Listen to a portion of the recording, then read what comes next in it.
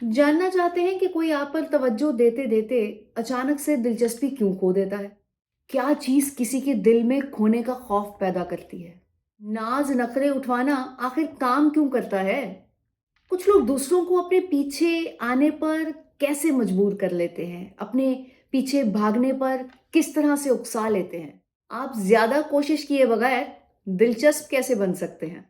कौन से secret behaviours आपको नाकाबिले फरामोश बनाते हैं? तो आज के व्लॉग में चेज़ करना किस बला का नाम है और आखिर हर कोई ये क्यों चाहता है कि उसको चेज़ किया जाए, उसके पीछे लोग आएँ? 3 फंडामेंटल रूल्स हैं जिसकी बेस पे ये काम करता है।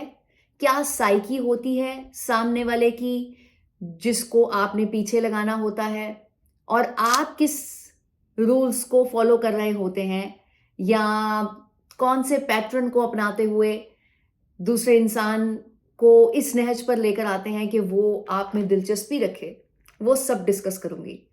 3 ऐसे फंडामेंटल रूल्स हैं जिनकी बेस पर ये काम करता है। तो पहले उसको समझ लीजिएगा कि एक्चुअल में आपने कौन-सी चीज़ें करनी है और कौन-सी नहीं करनी, उसके माइंड पे कहाँ खिंच पड़ती है, जिस पर आप ये फ़ॉर्मूला अप्लाई करना चाहते हैं। वो फ़ॉर्मूलाज़ भी 3 हैं या कह लें कि वो समझ लेंगे तो आपको पता चल जाएगा कि कौन-सी साइकी के रूल पर काम करना है। सारा कुछ अप्लाई नहीं करना होता किसी को पीछे लगाने के लिए, सिर्फ़ इन 3 रूल्स को ही फ़ॉलो कर लेंगे तो दूसरा बंदा आ जाएगा आपके पीछे।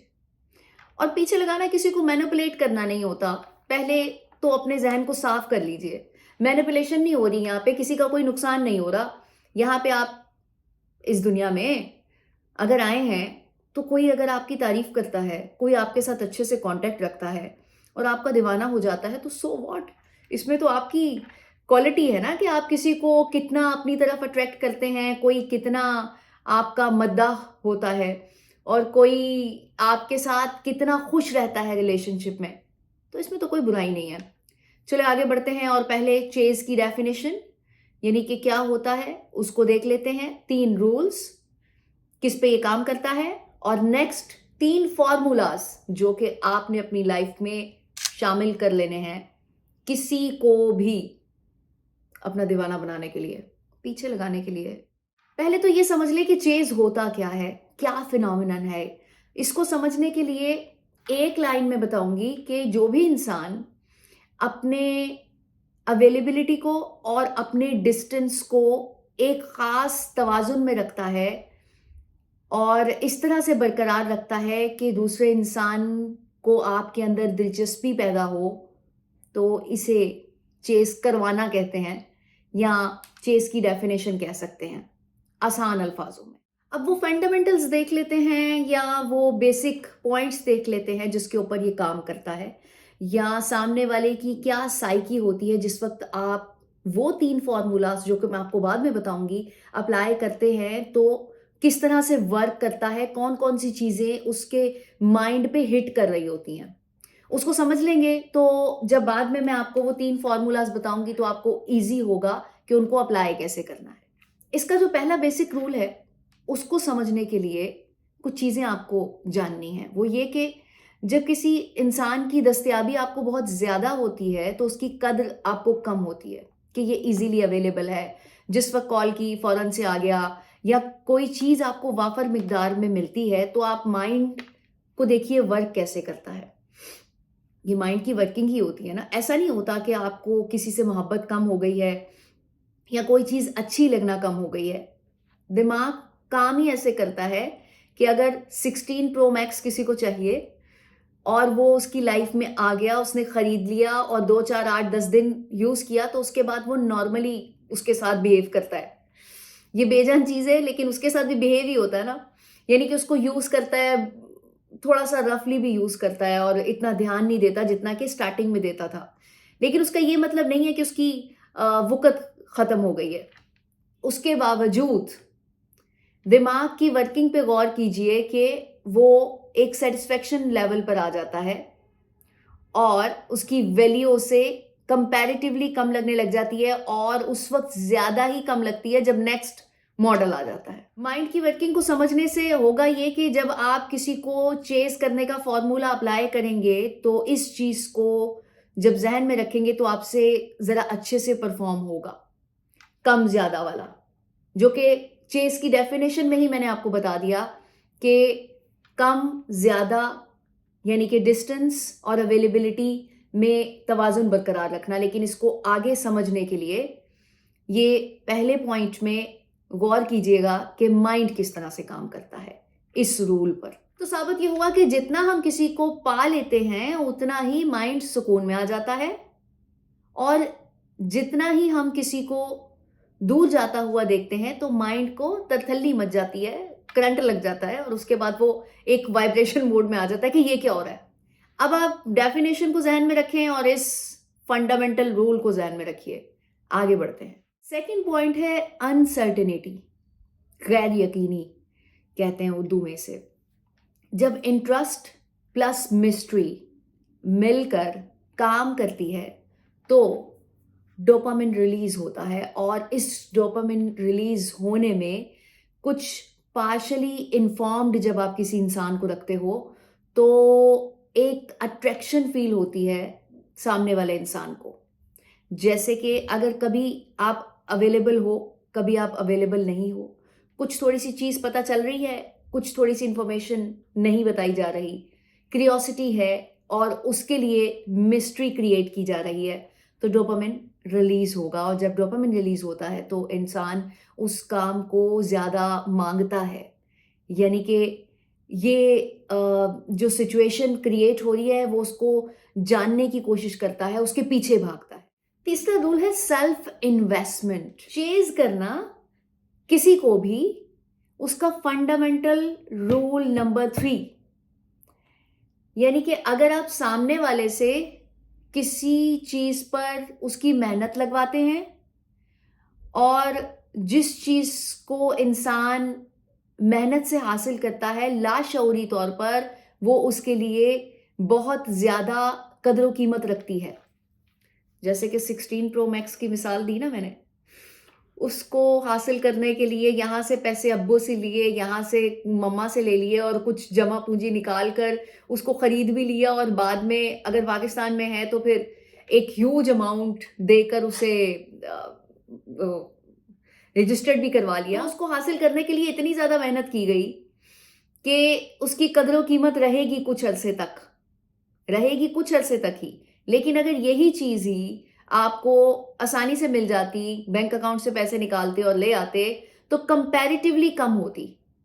ओके, इसी तरह जो चेस करने के हवाले से फॉर्मूला मैं बताने वाली हूं जिसके 3 पॉइंट्स हैं, उसको अप्लाई करने से पहले इन चीजों को समझना बहुत जरूरी है कि जिस वक्त आप सामने वाले इंसान को मेहनत में डालेंगे, किसी ऐसे प्लेटफॉर्म पे लेकर आएंगे जिसमें उसको कोशिश करनी पड़ रही है, मेहनत करनी पड़ रही है, तो तब उसको आपकी वैल्यू का ज्यादा अंदाजा होगा और वो आपके पीछे आएगा, आपकी कदर उसको ज्यादा होगी।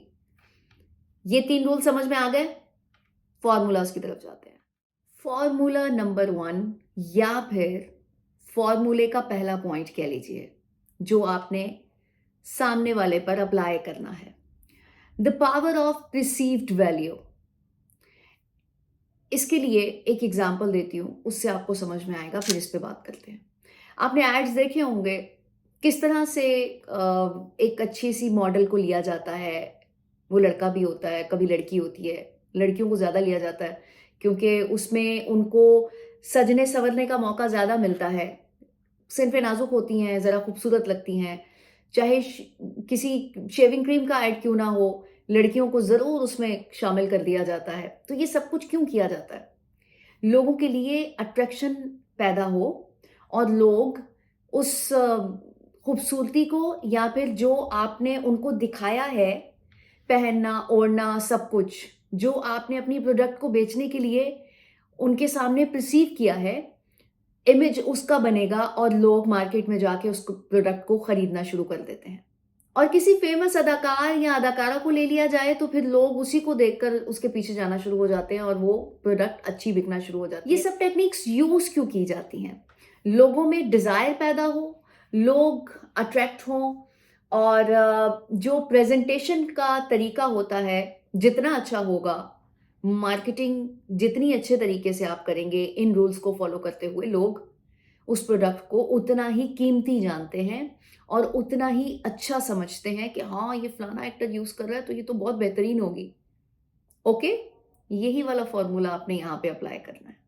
अपनी शख्सियत को इस तरह से प्रेज़ेंट करना है कि दूसरा इंसान आप में गुम हो जाए। आपके कॉन्फिडेंस को देखकर इस तरह से इम्प्रेस हो कि वो सोचे आपके बारे में कि क्या ड्रेसिंग है, क्या बोलने का अंदाज़ है और किस तरह से सेल्फ एश्योरेंस है इसके अंदर। सेल्फ एश्योरेंस में बहुत सारी चीज़ें आती हैं, लेकिन इसमें कुछ चीज़ें मैं आपको बता देती हूँ कि आपका डिसीजन लेने की पावर कैसी है और आप किस तरह से लोगों के साथ पेश आते हैं या आपका मौक़िफ़ क्या है, कोई नज़रिया क्या है किसी भी चीज़ को देखने का। वो सियासत हो सकती है, वो सोशल मीडिया के हवाले से कोई पॉइंट ऑफ व्यू आपका हो सकता है। किसी भी चीज़ पे आप किस तरह से अपना स्टेप लेते हैं या अपना नज़रिया बयान करते हैं। एबिलिटी टू फेस चैलेंजेस, ये भी इसी के अंदर आता है कि किस तरह से आप किसी चैलेंज को फेस करते हैं और किसी मुश्किल से बाहर निकलने के लिए कौन-सा रास्ता अपनाते हैं, ये सब कुछ आता है। तो ये सब चीज़ें थोड़ी-थोड़ी अगर सामने वाले को पता चल जाएँ, बतानी नहीं है, खुद से नहीं बतानी, मुँह से नहीं बोलना, अपने एक्ट से शो करना है, उसको खुद से परसीव करने दीजिएगा कि वो किस तरह से उसको गेट करता है। और इसके साथ मिस्ट्री होनी चाहिए, आपकी पर्सनैलिटी को डिस्क्राइब करने की। यानी कि अगर आपने कुछ बता दिया कि भई किसी भी तरह अपने एक्ट के ज़रिए आपने बताया कि मैं इस तरह से काम करता हूँ या अगर सियासत इस तरफ जा रही है, किसी भी तरफ जा रही है, मैं नाम नहीं लेना चाहती, लेकिन मैं फलाने बंदे को सपोर्ट करता हूँ। अब क्यों सपोर्ट करते हैं, पीछे क्या रीज़न्स हैं, ये बताने की ज़रूरत नहीं है। ये उसको खुद से समझने दें। ये मिस्ट्री हो गई ना। अब अगर लोगों की नज़रों में उस सियासतदान का इमेज इतना अच्छा नहीं है, तो सामने वाला सोचने लग जाएगा कि इसको कौन-सी बात अच्छी लगती है। पहले आपने वो कॉन्फिडेंस दिखाया अपना और उसने किसी हद तक आपको जाना और उसके बाद कुछ मिस्ट्री क्रिएट कर दी, ये मैंने एग्ज़ाम्पल दी है। तो वो जानना चाहेगा और आपसे बात करना चाहेगा कि हाँ, कहानी क्या है? तो उस कहानी को समझने के लिए फिर वो आपकी तरफ आएगा। दूसरा पॉइंट है the art of pull back. इसके लिए आपको पुश एंड पुल डायनामिक्स को समझना होगा। आसान अल्फाजों में बता देती हूँ कि इसका मतलब क्या होता है या किस तरह से ये काम करता है पुश एंड पुल फॉर्मूला। किसी को आप अपनी तरफ खींचना चाहते हैं तो आप उसके साथ मशगूल हो जाएंगे और उसके साथ कुछ इस तरह से चलेंगे कि उसको लगेगा कि आप उसके साथ बिल्कुल इन्वॉल्व हैं। ओके, उसकी हर चीज़ में साथ मिलकर चल रहे हैं और उसे बिल्कुल कॉन्फिडेंस होने ही लगेगा कि हाँ, मेरी हर चीज़ में ये शामिल है। अब इसको उस दूसरी तरफ ना लेके जाइएगा कि ये तो किसी का भरोसा तोड़ने के मुतरादिफ हो गया। ऐसा नहीं है, इसको समझिए। किसी प्रैक्टिकल में आप उसके साथ हैं, उसको ऐसा नहीं लगेगा कि आप उसे छोड़ के चले जाएँगे।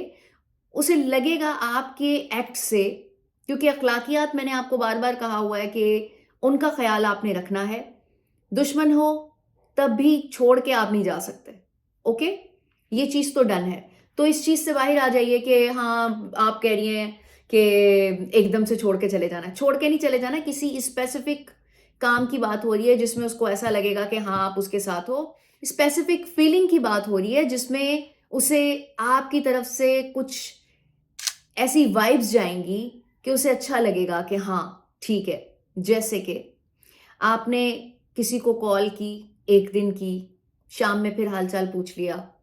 अगले दिन फिर आपने कॉल करके उसका हाल-चाल जानने की कोशिश की और फिर जब तीसरे दिन उससे बात करने लगेंगे तो आपने अपनी कॉल्स को स्किप कर देना है। अब यहाँ ना आपका मूड खराब हुआ है, ना आपने उसको छोड़ा है, लेकिन आपने खुद गायब होकर एक खला पैदा करके उसे महसूस कराया कि मैं क्या हूँ। ओके? ऐसे करना है। जब इन 2 पॉइंट्स को आप फॉलो कर लेंगे, तो तीसरा पॉइंट है सोशल प्रूफ। किस तरह से आपने कॉन्फिडेंस डेवलप किया, अपनी पर्सनालिटी को चिल जाहिर किया। जाहिर तो किया है, लेकिन अगर उसको जेन्युइनली करना चाहते हैं इस तरह का अपनी पर्सनालिटी में इम्प्रूवमेंट, तो ये व्लॉग और नीचे डिस्क्रिप्शन में और भी व्लॉग होंगे, वो देख सकते हैं। ओके, तो सोशल मीडिया पर आपने अट्रैक्शन पैदा करने के लिए अपनी एक्टिविटीज़ को लगाना है। अगर कोई ख़ास एक्टिविटी नहीं भी हो रही है और कहीं गैदरिंग में आप बैठे हुए हैं, उसकी फ़ोटो लगाएँ, खाना खाने गए उसकी फ़ोटो लगाएँ, मौसम अच्छा है उसकी फ़ोटो लगाएँ और ये साबित करें कि आप अपनी फैमिली और फ्रेंड्स के साथ बहुत ज़्यादा खुश हैं। इसमें दिमाग क्या काम करता है, जिस वक़्त ऑलरेडी सब कुछ किसी इंसान के पास होता है, तो सामने वाला उसी के पीछे जाता है। वो कहते हैं ना कि जिसके पास पैसा होता है, उसी के पीछे लोग पैसा इन्वेस्ट करने भी आते हैं, पैसे को पैसा खींचता है, ये उस तरह की कहानी है। तो जब आप अपने आप को मुतमईन शो करेंगे, ऑलरेडी इतने इर्द-गिर्द से मुतमईन होंगे और अपने फ्रेंड्स में खुशी-खुशी ज़िंदगी गुज़ार रहे होंगे, हँसी-खुशी ज़िंदगी बसर कर रहे होंगे, तो फिर जिसको आप चेज़ करवाना चाहते हैं, खुद को, वो आपके पीछे आएगा क्योंकि उसको पता है ये भरा हुआ है। अब आपको बात समझ में आ रही होगी। जो भरा हुआ होता है ना, उसी को लोग भरने आते हैं। तो ये चीज़ आपने सोशल मीडिया से उस तक पहुँचानी है। डायरेक्ट कुछ नहीं करना, ना कहना है और ना ही कुछ करना है। तीनों पॉइंट्स आपको समझ में आ गए, इनको अप्लाई करेंगे तो 90 टू 95% बंदा या बंदी जिसको आप चाहते हैं कि आपके पीछे आए, पीछे आएगा। लड़कियों को पीछे किस तरह लेकर आना है या अट्रैक्शन कैसे पैदा करनी है, ये व्लॉग देख लीजिएगा। वैसे रूल लड़कों पे भी अप्लाई होते हैं, लेकिन मैंने स्पेसिफिकली ये वाली वीडियो दोनों के लिए बनाई है ताकि दोनों को आसानी हो जाए। एक बिग नोट देना चाहती हूँ, जो शुरू में भी मैंने थोड़ा सा जिक्र किया था कि इसको मैनिपुलेशन खुदा के वास्ते मत समझिएगा, क्योंकि हम किसी को धोखा नहीं दे रहे, किसी पे दबाव नहीं डाल रहे, कोई इमोशनली प्रेशर नहीं डाल रहे कि आओ हमारे पीछे आओ। हम सिर्फ माइंड पे वो सारी चीज़ों का इम्पैक्ट डालना चाहते हैं जो कि जेन्युइनली होना चाहिए। अगर कोई किसी के पीछे आए तो नेचुरली आए, हम कुछ आर्टिफिशियली क्रिएट नहीं कर रहे, तो इसीलिए ये मैनिपुलेशन नहीं है। और ना ही हम किसी के साथ ज्यादती कर रहे हैं और ना ही हम किसी को किसी ऐसी राह पे लगा रहे हैं जिससे उसका नुकसान होने वाला है। फायदा ही होगा ना। जब इतनी अच्छी पर्सनैलिटी आपकी होगी और आपके पीछे कोई आएगा, तो भला ही है ना उसका, सामने वाले का, जो आपके पीछे आएगा। थोड़ा सा एंड पे ये भी बता देती हूँ कि जब वो आ जाता है तो फिर आपने क्या करना है, कब तक ये सिलसिला चलाना होता है। ये फॉर्मूला तब तक आपने अप्लाई करके रखना है। नंबर 1, कुछ लोग ऐसे होते हैं जो कि आपके साथ ही कुछ मैनिपुलेशन कर रहे होते हैं, वहां पे तो आपने ये फॉर्मूला लगाना ही है। कुछ लोग सीधा सीधा चल रहे होते हैं, वो तो आके आपको फील कराएंगे, आपको उनके एटीट्यूड से पता चल जाएगा कि हाँ वो इंटरेस्टेड हैं और आपके साथ सीधी सीधी बात करने लग जाएंगे। तब आपने इस फॉर्मूले को रोक देना है और ओपन कम्युनिकेशन की तरफ आना है, बीइंग ऑनेस्ट, और कुछ अलाइनमेंट करनी है आपने अपनी वैल्यूज की, यानी कि रिलेशनशिप में किस तरह से चलना है। कुछ टर्म्स एंड कंडीशंस तय कर लीजिएगा। और जो पहले वाले हैं जो थोड़ा सा आपके साथ मैनिपुलेशन कर रहे हैं, कुछ इसी टाइप की, लेकिन उससे आपको नुकसान हो रहा है इमोशनली, उनके ऊपर ये फॉर्मूला तब तक नहीं खत्म करना जब तक कि वो आपके सामने आकर अपनी फीलिंग्स का इजहार ना कर दें या मान ना लें। ठीक है, ये थोड़ा सा आसानी कर देगा आपके लिए।